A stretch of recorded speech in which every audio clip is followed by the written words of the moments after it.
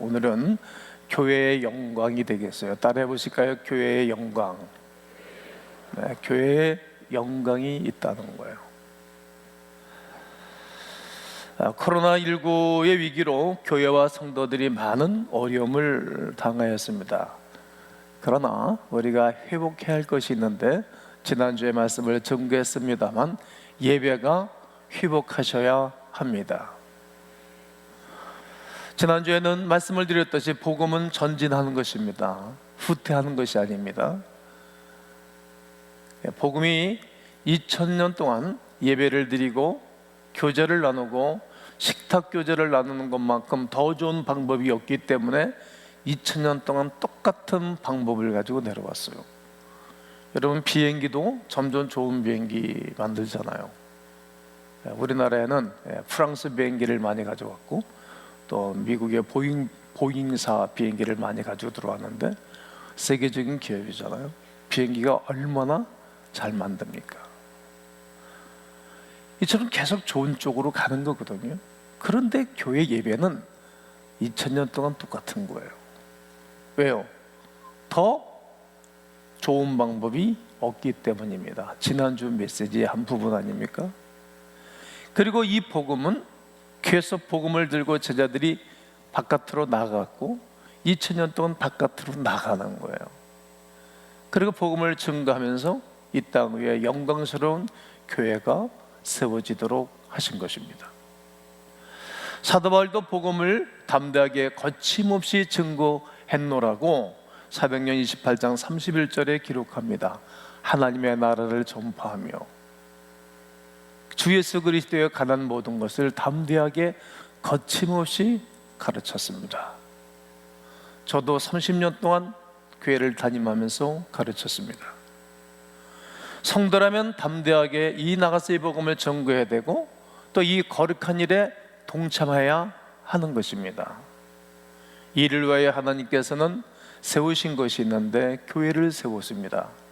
서로 다르고 그리고 여러 가지가 맞지 않는 식구들끼리 모여가지고 은혜를 받고 변화를 받아서 목적이 하나로 바꿔지는 것입니다. 이것이 바로 하나님이 하시는 일입니다. 이제는 같은 방향으로 목적을 가지고 행동하는 교회로, 행동하는 거룩한 백성들로 하나님은 이끌어 가시는 것입니다. 그런데 많은 이들이 하나님의 세우신 교회를 오해하기도 합니다. 교회의 본질을 오해하고 교회의 가치를 제대로 알지 못하는 분들이 많습니다. 왜 그렇습니까? 교회에 대하여 오해해서 그런 것입니다. 교회가 뭐 하는 것인지, 교회가 무엇 때문에 존재하는 것인지, 교회는 도대체 뭐 하는 거야? 저도 어린 시절에서부터 내 청년 시절까지 그렇게 산 것이죠. 그러나 이런저런 일로 교회 와서 예배를 드리고 말씀을 붙잡고 또 예배 드리고 말씀 공부하고 그런 가운데, 와, 교회가 뭐 하는 것인지를 알게 되는 것입니다. 많은 사람들이 교회에 대한 오해들을 몇 가지 나누어 보면 이런 오해가 있습니다. 첫째는 교회는 예배. 흔히 교회가 무엇이냐고 물을 때 예배를 떠올리긴 합니다. 또 하나는 교회는 목회자. 어떤 사람들은 교회를 목회자들과 연관시킵니다. 요즘 교회가 욕을 먹는 가운데 하나는 어떤 것입니까?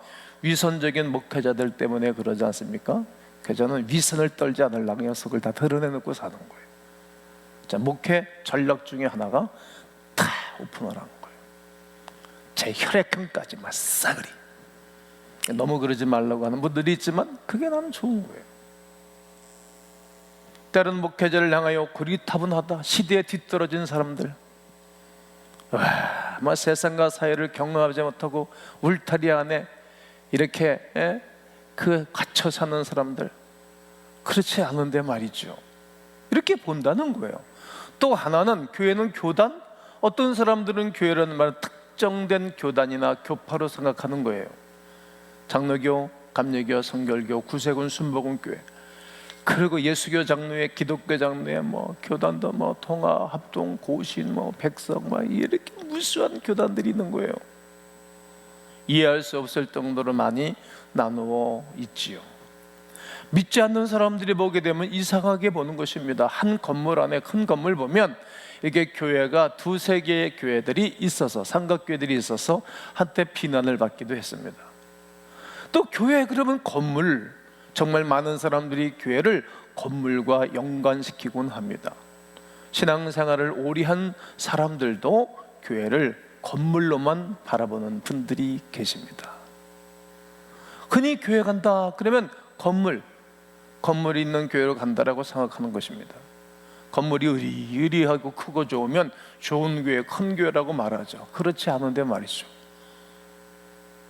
본인들이 지방이나 해외 갔을 때에 나는 이런 교회 간다, 다닌다고, 우리 교회 정도 건물이면 이제는 적지 않은 건물이 되겠죠. 그리고 큰 으리버리한 그런 교회 다니는 것을 자랑스럽게 얘기하는 분들도 계시죠.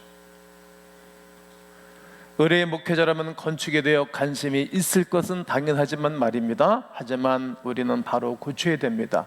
교회 건물은 예배당이 될지언정 교회는 실은 아닙니다. 예배드리는 장소라는 말입니다. 이런 관점들이 전부 틀렸다는 말은 아닙니다. 하지만 예배, 목회자, 교단, 건물은 충분 조건일 뿐입니다. 필요한 것 뿐입니다. 본질이 아니라는 이야기입니다. 결혼이 뭐냐고 물을 때 결혼은 반지, 신접살림, 집, 자동차, 혼인증명서, 프로포즈, 결혼식 이처럼 말하는 것과도 같습니다.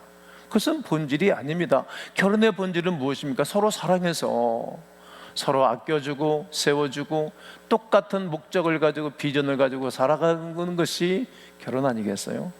힘들은 이 세상 혼자 살아갈 수 없으니까 서로 도우면서 온전한 가정을 이루어 가는 것 같습니다. 기독교적 입장에서는 서로 사랑해서 이 땅에 경건한 가정이 세워져서 경건한 자녀들을 배출하고 하나님을 예배하고 경배하기 위하여 결혼을 하는 것입니다. 마찬가지로 교회의 본질은 하나님, 그리고 당신의 백성들과의 깊은 교제를 나누는 것이 교회의 본질입니다. 하나님과의 관계 말입니다. 하나님과 좋은 조화를 이루어가고 살고, 그리고 사랑과 사람끼리 좋은 조화를 이루어가서 이 땅을 살아가도록 돕고 살아가는 것이 교회의 본질입니다. 에베소서는 남편과 아내의 모습을 통해서 교회를 비유를 잘하고 있는 말씀 중에 하나입니다.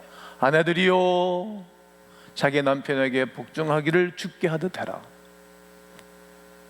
이는 남편이 아내의 머리됨이다. 남편이 아내의 머리라는 거예요. 남편이 아내의 머리됨이 그리스도께서 교회의 머리된 것 같음이니 그가 바로 몸의 구주다.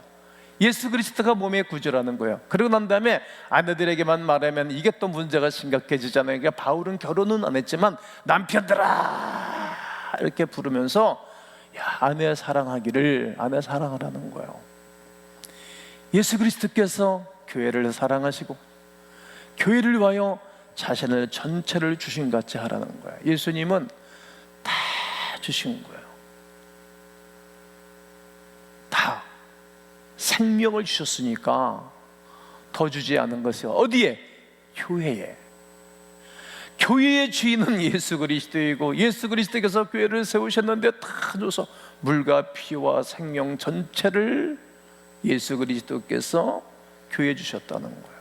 이처럼 교회에 우리 하나님이 다 부어줬다는 거예요. 이렇게 교회가 소중하고 중요하니까 교회에다가 주님이 다 주신 것입니다. 이와 함께 신약성경에는 100개나 넘게 교회에 대해서 주님이 비유로 말씀하시는 거예요. 그렇게 소중하고 중요한 거예요. 교회에 대한 얘기를 창세기서부터 요한계시록까지 이렇게 많이 하는 이유는 교회가 그렇게 중요하다는 거예요. 교회가. 그 중에 100개나 넘는 교회 비유된 말씀 중에 저는 오늘 5가지만 말씀을 드릴 거예요. 첫째, 하나님의 백성으로서의 교회예요.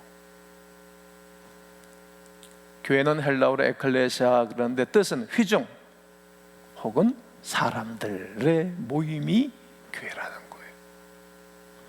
그렇습니다. 교회는 사람을 말하는 거예요. 사람. 그 교회 구성원들이 은혜를 많이 받고 변화된 사람이 많이 있어서 그 교회가 좋은 교회인 거예요. 건물이 좋아서 좋은 교회가 아니라 하나님께서 아브라함을 부르시고 그 믿음의 조상을 통하여 하늘의 별처럼 바닷가의 모래처럼 수많은 백성들로 구성된 소명적 공동체입니다. 예수 그리스도로 말미암아 소명적 공동체를 만든 거예요. 베드로 사도도 이 위대한 사실을 깨닫고 그가 뭐라고 말합니까? 너희는 택하신 족속이라야 되는 거야. 너희는 택하신 족속, 그의 거룩한 백성들이라는 거예요. 거룩한 나라라는 거예요. 여러분이 거룩한 나라입니다. 아멘이십니까? 그의 소유, 하나님의 소유입니다. 우리가 어둠 가운데 살 때 우리를 불러내서 그리고 예수 그리스도의 귀한 빛에 들어가게 하신 그 아름다운 덕을 옛날 성경은 그를 광고하기 위함이라 선전하는 거예요. 여러분, 좋은 제품을 만들면 모든 회사들이 그 짧은 2, 3초 나오는 그 순간에 그 1년에 몇십억씩 돈을 들여가면서 광고를 하잖아요. 각인을 시켜놓으라고 광고하는 거예요. 여러분과 저를 불러서 귀한 빛에 들어가게 하시고 그 예수 그리스도 하신 일들을 선전하는 거예요. 광고하는 것입니다. 그것이 교회 공동체라는 것입니다. 이것만큼 더 좋고 아름다운 일들은 없습니다. 그런 가운데 교회가 하는 것 중에 여러 가지의 기능이 있는데 그 중에 하나는 세례와 성찬입니다. 세례는 예수 그리스도로 말미암아 장사되어졌는데 죄가 장사되어지고 사망이 장사되어지는 것입니다. 그래서 세례를 받는 것입니다.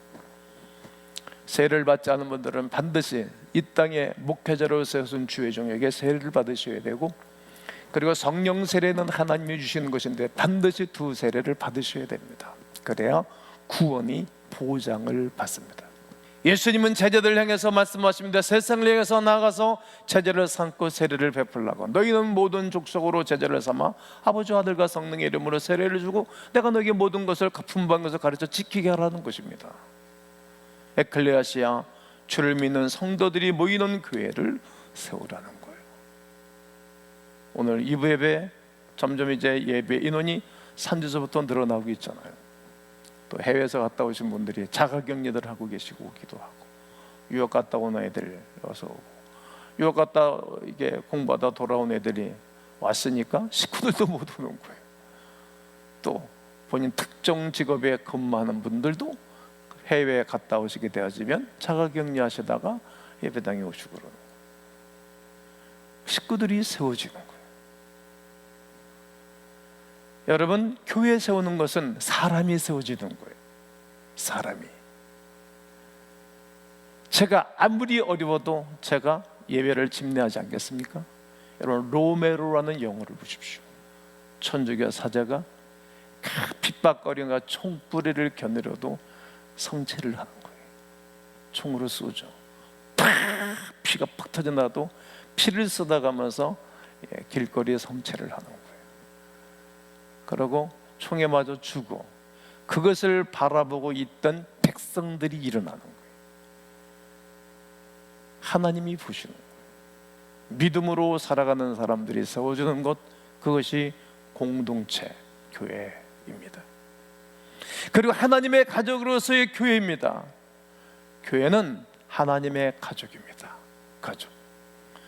그 이름을 영접하는 자, 믿는 자들에게는 하나님의 자녀가 되는 권세를 주셨기 때문입니다. 여러분, 예수 그리스도를 누구든지 영접하면 하나님의 자녀가 됩니다. 교회를 하나로 묶는 것은 바로 이것입니다.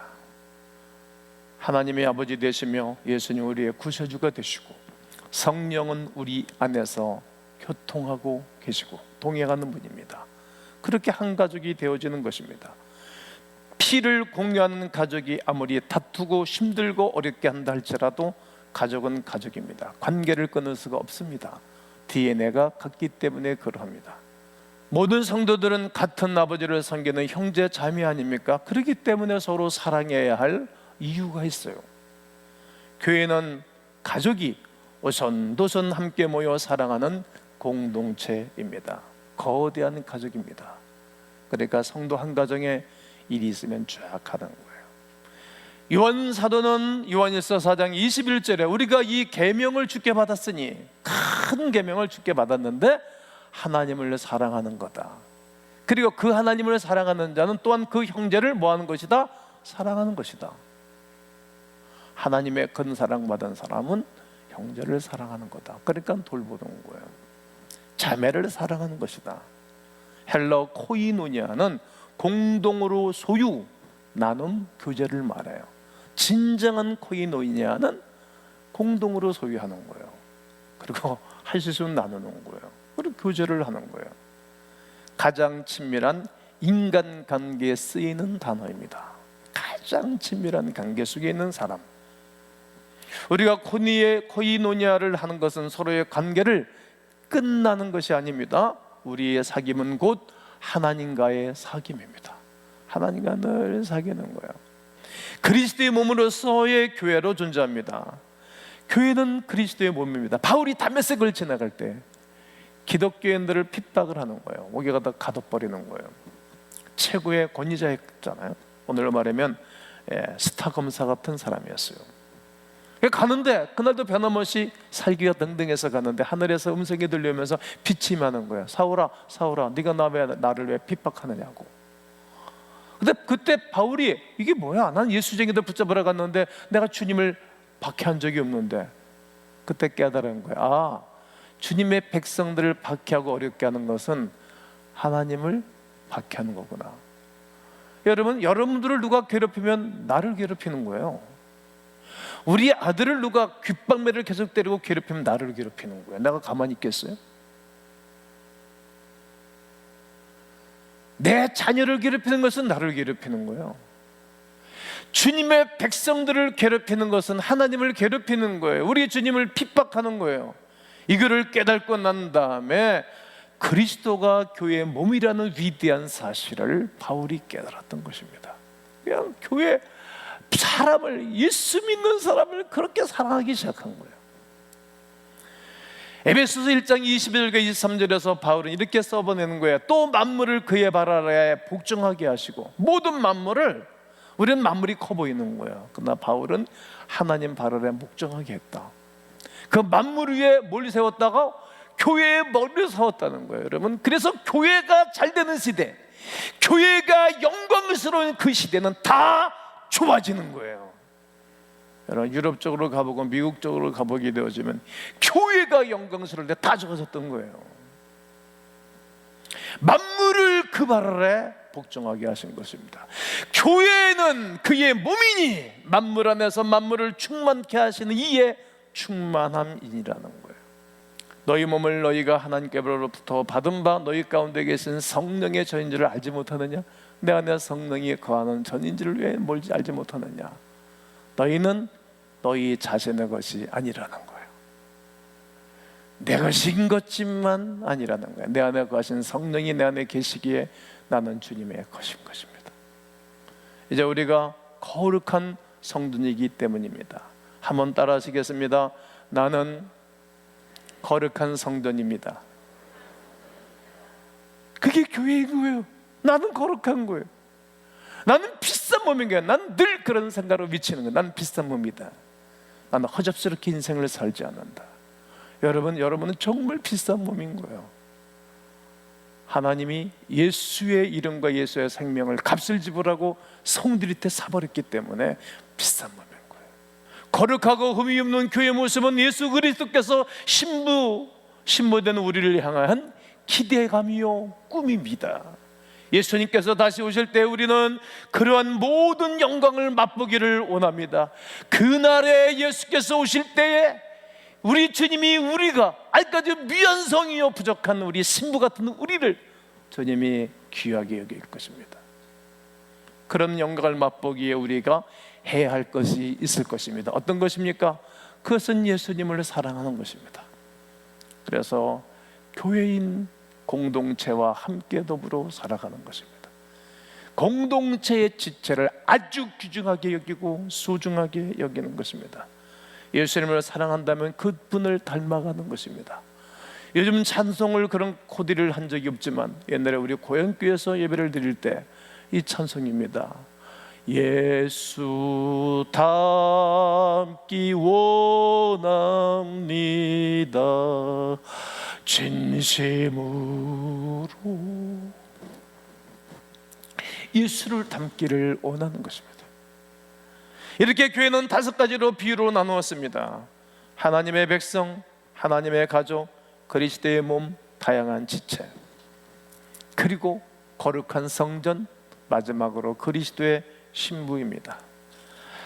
신부를 삼을 때 누구든지 이렇게 티가 있고 문제가 있는 신부를 좋아할 일은 없습니다. 다 정했다 할지라도 이런저런 소문이 들리면 적당하게 파혼을 할 것입니다. 세상의 논리입니다. 그러나 우리 주님은 파혼을 하지 않습니다. 함께 기도하고 살다가도 문제가 생겼을지라도 또다시 찾아오고 또다시 손 내밀어 주시는 그 사랑이 있는 것입니다.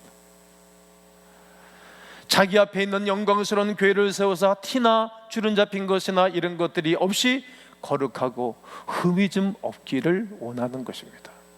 성도 여러분, 저는 액트 4월 한 달 동안 설교를 하면서 마지막 날에 저는 이렇게 결론을 짓고 이렇게 한번 외쳐보기를 원합니다. 한번 따라해 보시기 바랍니다. 교회를 영광스럽게 하는 것은 주님을 영광스럽게 해드리는 것입니다. 교회를 영광스럽게 하는 것은 내 자신을 영광스럽게 하는 것입니다. 교회를 영광스럽게 하는 것은 내 자녀와 후손을 영광스럽게 하는 것입니다. 이 은혜가 여러분 가운데 있기를 주의 이름으로 축원합니다.